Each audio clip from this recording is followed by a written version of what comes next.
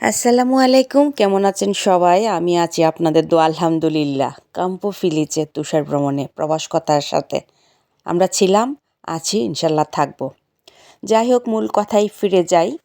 প্রবাস কথার তুষার ভ্রমণে আমরা কাম্পু ফিলিজে যাওয়ার উদ্দেশ্য করে রওনা দিলাম কর্নেলিয়া থেকে।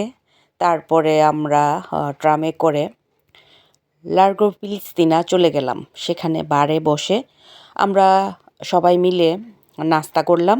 তারপরে আমাদের হাতে টিকিট দিয়ে দিল। তারপরে আমাদের বাস নাম্বার 3 নাম্বার ছিল।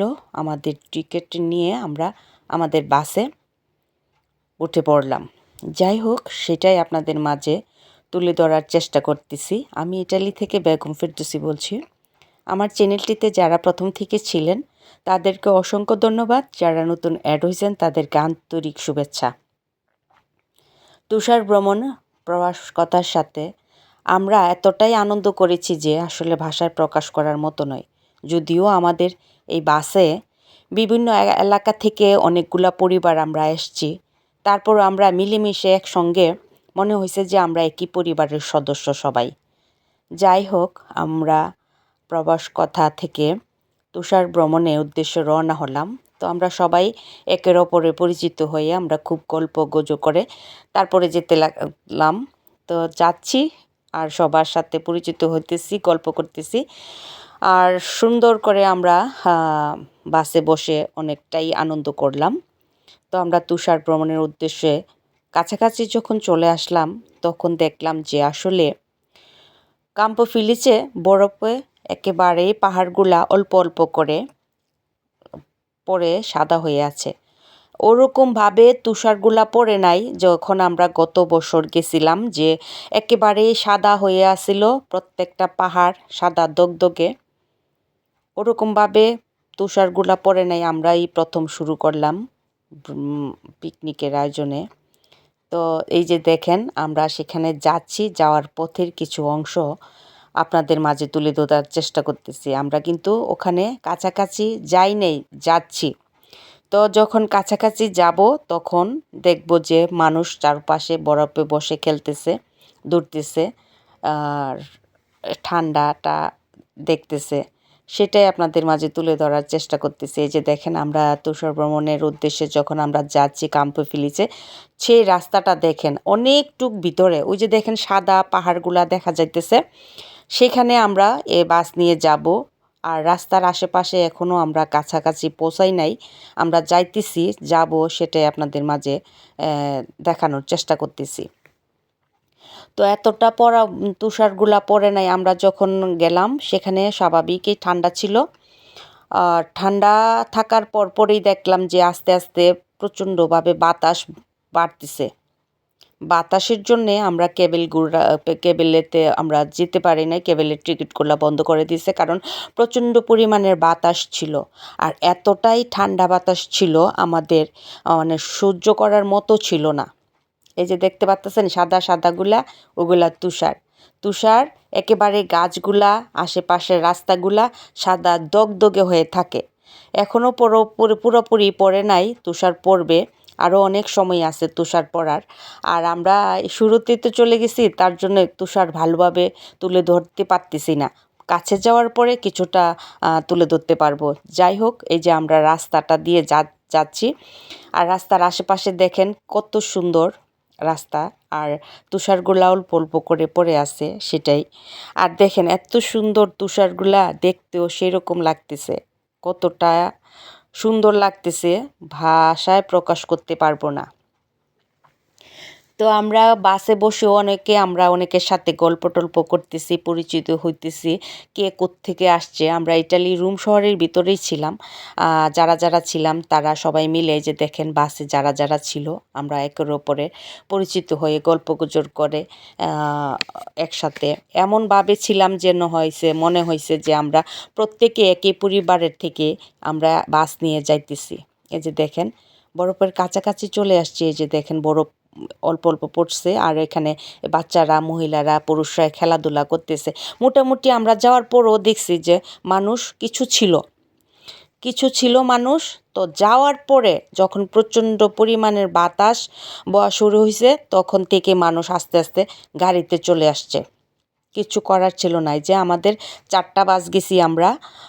সেখানে যাওয়ার পর আমাদের আগে 3টা বাস চলে গেছে, আমরা পিছনে পড়ে গেছিলাম। আমাদের বাস নাম্বার ছিল 3, কিন্তু আমরা গেছি সবার পরে।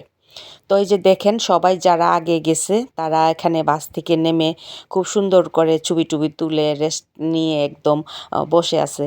আর আমরা শুধু যাচ্ছি মাত্র, আমাদের বাস এখানে থামবে। এই যে দেখেন আমাদের সাথের পিকনিকের লোকজন, ওনারা বাস থেকে নামছেন আর আমাদের বাসটা শুধু আসছে। তো আমরা আসার পর এখানে দেখতেছিলাম যে কোথায় বাসটা থামাবে, আর সেই জন্যে আমরা গুছগাছ করে গাড়ি থেকে জুতা টুতা নিয়ে রেডি হইতেছিলাম। কারণ জুতা নিয়ে গেছিলাম সেখানে যেন কোনো রকমের সমস্যা না হয়, যেন হাঁটতে পারি। সেই জন্যে বরফের জুতা পরে চেঞ্জ করে বাসে বসে চেঞ্জ করে গেলাম। তো আমরা এখন নামবো, বাসটা এখানে থামবে। থামার পরে যে দেখেন সাদা সাদাগুলা দেখতে পাচ্ছেন, এগুলা সব তুষার। আর প্রচুর পরিমাণে তুষার পরে বরফে একদম পাহাড়গুলা ঢেকে থাকে। মানে এইগুলা দেখাই যায় না, সবগুলা সাদা ফকফকে হয়ে থাকে। কিন্তু এবার একটু বরফটা কম পড়াতে, তুষারগুলাতে কম পড়াতে ওরকমভাবে একদম পাহাড়গুলা দেখা যাইতেছে, সাদা সাদা দেখা যায় নাই। তো যেইটুকুই পড়ছে সেইটুকুই আপনাদের মাঝে তুলে ধরার চেষ্টা করতেছি। এখন খাওয়া দাওয়ার পালা। তো আশিক ভাই এসে আমাদেরকে সুন্দরভাবে খাবার পরিচালনা করছেন, খুবই আলহামদুলিল্লাহ সুন্দর খাবারও হয়েছে মাশাআল্লাহ, আর পরিচালনাটাও খুব সুন্দর হয়েছে। তো খাওয়া দাওয়ার পরে আমরা একটু উপরের দিকে যাওয়ার চেষ্টা করছিলাম যে চলো একটু ঘুরে আসি। উপরে একটু ওঠার পরে আমার নাকে চোখে পানি পড়তেছে, দেখেন কি অবস্থা। এত ঠান্ডা বাতাস শুরু হইছে, এত ঠান্ডা বাতাস মানে ভাষায় প্রকাশ করা যাবে না। প্রচণ্ড পরিমাণে ঠান্ডা বাতাস, দেখেন বাতাস, এতটাই বাতাস শুরু হইছে যে আমরা হাঁটতে পারতেছিলাম না। কিছুটা স্বাভাবিক থাকার পরেই বাতাস শুধু বাড়তেই আছে, বাড়তেই আছে, বাড়তে আছে, কমতেছে না। বাতাস শুধু বাড়তেছে, সবাই চলে আসতেছে আর আমরা যাইতেছি। সবাই বলতেছে প্রচণ্ড ঠান্ডা বাতাস বইতেছে। তারপরও আমরা গেলাম দেখে আসি যে আসলে এত কাছে এসে যদি দেখে না যাই তারপরেও কি মনকে মানানো যাবে। সেই জন্যে আমরা উপরের দিকে যাওয়ার চেষ্টা করছিলাম, টিকিট কাটারও চেষ্টা করতেছিলাম, কিন্তু ওরা আমাদেরকে টিকিট দেয় নাই। কারণ প্রচণ্ড পরিমাণের বাতাস ছিল, তারা টিকিটগুলো বন্ধ করে দিছে, কেবলগুলা বন্ধ করে দিছে। তো কিছু করার নাই। তো আমার মেয়ে হাঁটতে পারতেছিল না, ওর আব্বু জোর করে নিয়ে হাঁটাইতেছে যে আসো এর দিকে একটু দেখো। আলিফে তো বলতেছে আম্মু আমি যাইতে পারবো না, অনেক ঠান্ডা, অনেক ঠান্ডায়, যে আর আব্বু জোর করে নিতে পারতেছে না। যে কি অবস্থা, হাঁটাই যাইতেছে না ঠান্ডা বাতাসের কারণে, এতটাই ঠান্ডা ছিল। আমরা এত ড্রেস পরার পরও বাতাসের জন্য নাকে সমস্যা বলতে নাকে পানি পড়া শুরু হয়ে গেছে, চোখে আর নাকে। এরকম অবস্থা, কি আর করব মেয়ে নিয়ে। তারপরে আর বেশিক্ষণ থাকি নাই এখানে, 10-15 মিনিটের মতো ছিলাম। বেশি মিনিমাম 10-15 মিনিটই হবে। তারপরে আলিফকে নিয়ে চলে আসছে, কারণ সে বাতাসটা সহ্য করতে পারতেছিল না। তার জন্য বাসে নিয়ে আসলাম, চলো বাসে যাইগা। তো আমরা বাসের থেকে বসে দেখতেছি সবাই বাসে চলে আসতেছে বাতাসের কারণে। সবাই বাসে বসে বসে একটু গরম হয়ে তারপরে আবার নিচে নামায়। শেষ পর্যন্ত দেখলাম আলিফের আব্বু চলে আসছে। এতটাই ঠান্ডা ছিল যে উনিও সহ্য করতে পারতেছিলেন না, প্রচণ্ড পরিমাণের বাতাস ছিল। সেই বাতাসের কারণে উনিও বাসে চলে আসছে, কিচ্ছু করার ছিল না। বাসে বসে সবাই মানে একটু গরম হয়ে হয়ে তারপরে আবার যাইতেছে, একটু হাতটাকে একটু গরম করে করে যাইতেছে। এই যে দেখছেন একটু একটু বোঝা যাইতেছে যে বাতাসটা কি পরিমাণের বাতাসটা বইতেছে, দেখতেছেন, দেখেন। তারপরে সবাই আবার একজন একজন করে বাস থেকে নামতেছে, দেখে আবার কয়েকজনে নামলাম, আমিও শেষ পর্যন্ত নামলাম। যে একটুখানি নামে দেখি আলিফের আব্বু প্রচণ্ডভাবে বকা দিতেছে যে দেখো প্রচণ্ডভাবে বাতাস, আর এই বাতাসটা খুবই স্বাস্থ্যের জন্য ক্ষতি হবে, তুমি চলে আসো। আমি বললাম যে একটুখানি ভিডিও না করলে কি হয়, বাতাসে মানে মোবাইলটা ধরে রাখতে পারতেছেন না। এগুলা দেখতে পারতেছেন প্রচণ্ড পরিমাণে সাদা দগদগে হয়ে থাকে, মনে হইতেছে যে তুষার একেবারেই মানে পড়ে নাই। তখন কিন্তু অনেক তুষার পড়ে। আমরা যখন আবার আরেকবার গেছিলাম তখন প্রচণ্ড পরিমাণে তুষার পড়ছিল, আর পাহাড়গুলা কিচ্ছু দেখা যায় না সাদা ছাড়া, একবারে চতুর্দিকে সাদা দগদগে হয়ে দেখা গেছে।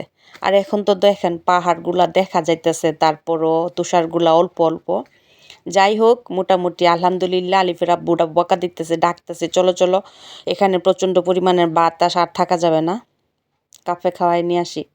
ওইদিকে আর গেলাম না, কারণ পিছনের দিকে অনেকটুকু বাতাস ছিল।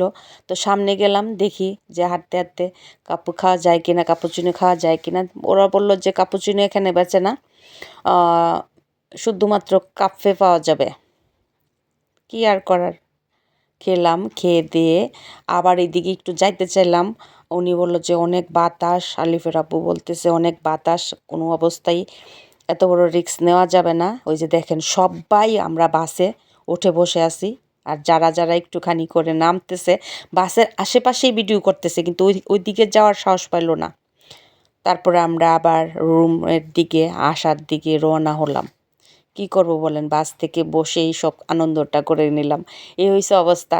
এত বাতাস ছিল, বাতাস সহ্য করার মতো ছিল না যে আমরা একটু সহ্য করব, বাতাসটা একটু কম, যে বাতাসটা ঠান্ডাটা কম লাগবে, না, প্রচণ্ড পরিমাণের বাতাসের কারণে আনন্দ হইছে আলহামদুলিল্লাহ, মাশাল্লাহ, অনেক সুন্দর করে আনন্দ করছি। কিন্তু বাতাসের কারণে শরীরটা ঠান্ডা হয়ে গেছিল, সেই রকম কিছু একটা। তো এই যে দেখেন এত সুন্দর এলাকা, কার না ভালো লাগে বলেন দেখতে। আর এতটাই সুন্দর তুষার ভ্রমণ কাম্পা ভিলেজে, যত দেখবেন ততই দেখতে ইচ্ছে করবে। এই যে দেখেন সাদা সাদাগুলা সবগুলাই তুষার, আর প্রচণ্ড পরিমাণে পরে একদম সাদা হয়ে থাকে। এবছর একটু কম পড়ছে, সেজন্যে এতটা ভালো করে দেখা যায় নাই। তো আমরা যেহেতু 5টার দিকে আসার কথা, আমরা আগে বাগিয়ে চলে আসলাম, কিচ্ছু করার নাই। আমার ভাইগনা নাক ডাকতেছে, শুনেন।